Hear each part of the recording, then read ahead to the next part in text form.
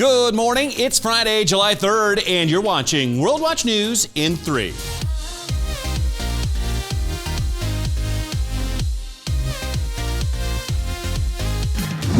Enough is enough. In the end, 23 days was enough for Seattle authorities.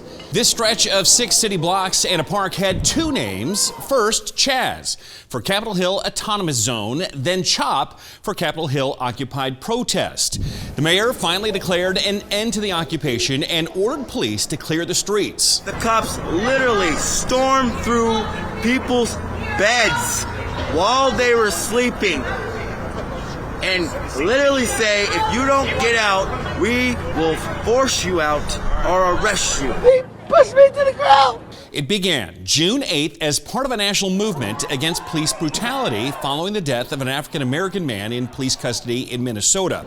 The Seattle protesters succeeded in driving police out of the neighborhood and taking over the precinct building on June 11th. It was clear that many individuals would not leave, and that the impacts to the community could not be reduced, and public safety could not be improved until they did leave. What prompted action was an outbreak of violence that included 4 shootings in a 10-day period that resulted in the deaths of 2 young people. We've made over 3 dozen arrests for failure to disperse, obstruction, assault, and unlawful weapon possession, and a few other crimes.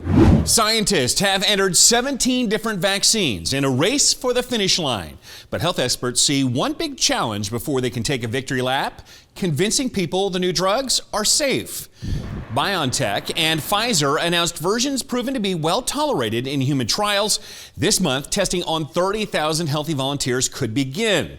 Expecting government approval, the companies are gearing up to make 100 billion doses by January, 1.2 billion by the end of next year.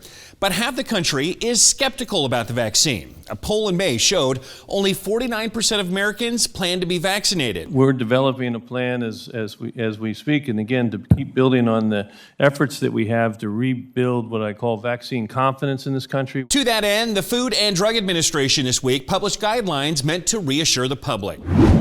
You might call this the summer of Mars. 3 nations looking at a narrow window. Just 3 weeks when planetary movements line up for the best route to Mars.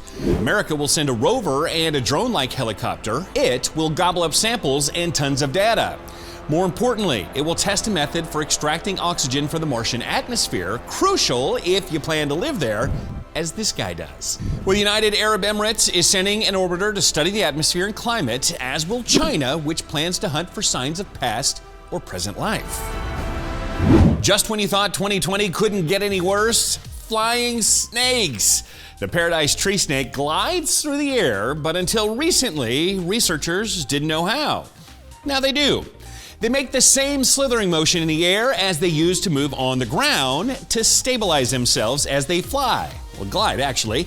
But don't get too worried. These airborne snakes only live in the southern part of Asia, and scientists say they're not harmful to humans, if you say so. Well, thanks for watching, everybody. I'm the Big Bash. Do make sure that you subscribe right there. It's going to be free for you. It's going to also let you know whenever there's a new program. And remember, whatever the news, the purpose of the Lord will stand. We'll see you tomorrow. Come on!